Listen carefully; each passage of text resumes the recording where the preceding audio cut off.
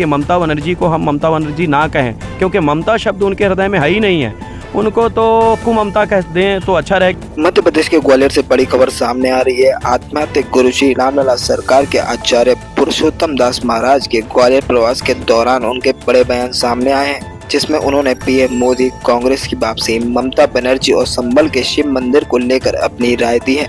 तो इस वीडियो को अंत तक जरूर देखें। पुरुषोत्तम दास महाराज ने प्रधानमंत्री नरेंद्र मोदी को लेकर एक बड़ी भविष्यवाणी की है। उन्होंने कहा है कि मोदी जी साल 2029 तक अपना कार्यकाल पूरा नहीं कर पाएंगे, लेकिन उनको कोई उनके पद से हटा नहीं सकता है, बल्कि वे खुद ही पद छोड़ देंगे। महाराज जी के अनुसार मोदी जी के मस्तिष्क पर राजयोग है और वे भारत माता की सेवा में ही लगे रहेंगे। संभल के शिव मंदिर को लेकर उन्होंने कहा कि ये पवित्र स्थान है और पूरे भारत के लोगों को वहां जाना चाहिए। उन्होंने मुस्लिम भाइयों से भी आग्रह किया है कि वे भगवान शिव और श्री राम जी की पूजा करें और कट्टर सनातनी बने। महाराज जी, आप काफ़ी सारी भविष्यवाणियां करते हैं और काफ़ी सारी चीज़ें जो है वो सच भी हुई हैं जी।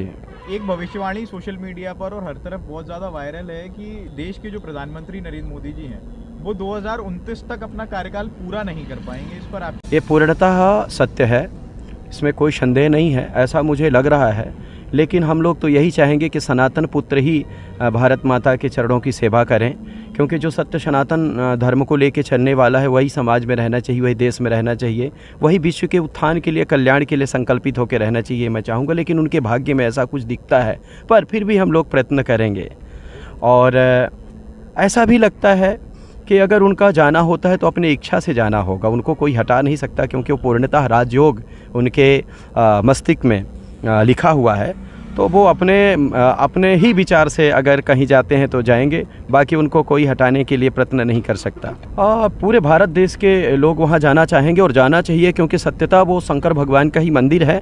और उस मंदिर में जाके जल चढ़ाएं, भगवान शिव की पूजा अर्चना करें, और हमको अवसर मिलेगा तो हम भी जाएंगे। जाना चाहिए, बिल्कुल संकल्प लेके जाना चाहिए, क्योंकि भारत देश के हर एक कोने कोने में भगवान शिव का वास है, कण कण में भगवान शिव का वास है। और सत्यता भारत देश क्या पूरे विश्व में मुझे तो ऐसा लग रहा है कि अब का जो समय लेके देखा जा रहा है कि राममय हर एक व्यक्ति हो रहा है, और सभी लोग चाहते हैं कि भगवान शिव की स्तुति प्रार्थना करें, और वहाँ जाना चाहिए। मैं भी जाऊँगा। देखिए, मुस्लिम परिवार बहुत प्यारा परिवार है। मुस्लिम परिवार भी भारत देश का ही अंग है, भारत देश के ही हैं, और माँ भारती के चरणों की सेवा के लिए उनका भी जीवन संकल्पित है। मैं तो उनसे बस एक ही बात कहूँगा, बहुत प्रेम प्यार से एक ही बात कहूँगा कि भारत देश आपका भी है, भारत माता के चरणों का रज लें, और आप भी भगवान शिव की पूजा करें, श्री राम जी की पूजा करें, और आप भी कट्टर सनातनी बनते हुए पूरे विश्व का कल्याण के लिए संकल्प लें। मुझे तो ऐसा लगता है कि वो भी हमारी बात से सहमत होंगे। भारत देश का कोई भी व्यक्ति बहिष्कार करने योग्य नहीं है, बस उसको दिशा देने की आवश्यकता है। मुझे लगता है कि संतों को ऐसा नहीं बोलना चाहिए।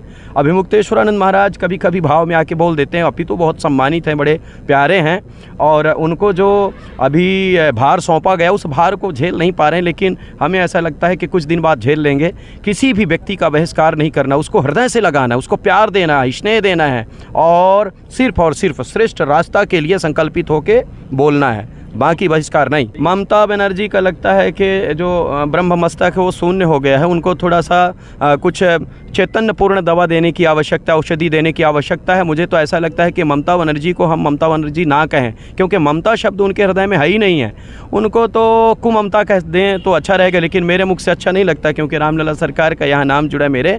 लेकिन फिर भी उनकी जो भाषा है, उनका जो विचार है, उनका जो संकल्प है, देश के हित में नहीं है, समाज के हित में नहीं है, इसलिए उनको प्रणाम करते हुए दूर रखा जाए तो ठीक रहेगा। जो राष्ट्र हित में कार्य नहीं करता है और भारत माता के गोदी को कलंकित करने का साहस करता है या संकल्पित होता है, उसका बहिष्कार करना चाहिए, उसको फांसी की सज़ा मिलनी चाहिए। इस बात को लेके तो मैं यही कहूँगा, सत्य बात यही है कि जो व्यक्ति अपने जीवन को माँ भारती के चरणों की सेवा के लिए जी रहा है वही व्यक्ति सराहनीय, उसके लिए हम कुछ कहेंगे। बाकी अगर माँ भारती के चरणों की सेवा से वंचित है तो उसके बारे में ज़्यादा कुछ मैं बोलना नहीं चाहूँगा। 1000%, अभी तो प्रतिशत 100 होता है, 1000% वो वापसी कर सकते हैं, लेकिन तब जब कहेंगे कि मैं भारती हूँ, जब कहेंगे कि मैं सनातनी हूँ, जब कहेंगे कि मैं माँ भारती के चरणों की सेवा के लिए संकल्पित हूँ, गौ माता को राष्ट्र माता के रूप में देखना चाहता हूँ, जब कहेंगे कि मैं हिंदू हूँ और सनातनी हिंदू हूँ,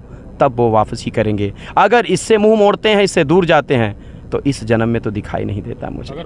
देखिए, ऐसा नेक काम होना चाहिए। समाज के हित में जो कार्य है वो सराहनीय है, और उस विषय को लेके मैं भी प्रयत्नरत हूँ। मेडिकल कॉलेज बनाने का विचार रामलला सरकार का भी है, और हमारे जो गरीब माता पिता हैं जिनके हृदय के टुकड़े विदेश में जाके अपना पूरा जीवन दे देते हैं एक छोटे से पैकेज के लिए, छोटे से पैसे के लिए, मैं चाहता हूं कि उन गरीब माता पिता की संतान यहीं रहे, भारत में रहे, भारत माता के चरणों की सेवा करे। उनके उत्थान के लिए, कल्याण के लिए मेरा भी जीवन समर्पित है। बाकी जो जनहित में है, राष्ट्रहित में है, वो कार्य सराहनीय है, और ऐसे कार्य को लेकर मैं हमेशा सराहना करता हूं, और भगवान कृपा करें ऐसे कार्य नेक होते रहें। देखिए, अभी तो रामलला सरकार का जो पथ है थोड़ा कंटक भरा है, लेकिन उस कंटक को प्रणाम करते हुए मैं आगे बढ़ रहा हूं। 2025, 2026, 2027, 2028 सिर्फ और सिर्फ रामलला सरकार से मदद की भी कुछ? मैं सरकार को स्वयं मदद कर रहा हूं। उनको प्रणाम करते हुए एक ही बात कह रहा हूं कि सिर्फ और सिर्फ राष्ट्र की सेवा के लिए आपका जीवन संकल्पित रहे। बाकी तो हम लोगों का सहयोग मेरे रामलला सरकार। अमित शाह होंगे और JP नड्डा भी होंगे। बाकी संतों का चरण रज मेरे लिए सर्वोपरि है। आप सबका प्यार, स्नेह, आप सब होंगे हमारे लिए। शंकराचार्य अभिमुक्तेश्वरानंद के हाल के बयानों पर बोलते हुए उन्होंने कहा कि भारत में किसी का बहिष्कार नहीं होना चाहिए। उन्होंने ये भी कहा कि अभिमुक्तेश्वरानंद जी की भावनाओं में बहकर कुछ भी कह देते हैं, उन्हें थोड़ा वक्त दिया जाना चाहिए। ममता बनर्जी के कुंभ स्नान पर दिए बयानों पर उन्होंने तीखी प्रतिक्रिया दी। उन्होंने कहा कि ममता बनर्जी का मस्तिष्क शून्य हो गया है, उनके हृदय में ममता जैसी कोई भावना नहीं है। उनके अनुसार ममता बनर्जी के विचार राष्ट्र हित में नहीं है। साथ ही कांग्रेस नेता सज्जन कुमार की सजा को लेकर उन्होंने स्पष्ट रूप से कहा कि जो व्यक्ति राष्ट्र के खिलाफ काम करता है, मां भारती का अपमान करता है, उसे फांसी की सजा मिलनी चाहिए।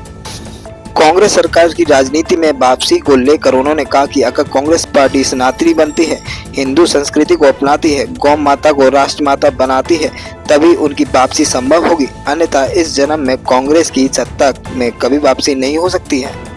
अंत में पुरुषोत्तम दास महाराज ने कहा कि वे श्री रामलला सरकार में मेडिकल कॉलेज बनवाने के प्रयास में लगे हुए हैं। इससे अयोध्या में मेडिकल सुविधाओं का विस्तार होगा और लोगों को बेहतर स्वास्थ्य सुविधाएं मिलेंगी। इस बयान पर आपकी क्या राय है, हमें कमेंट बॉक्स में जरूर बताएं।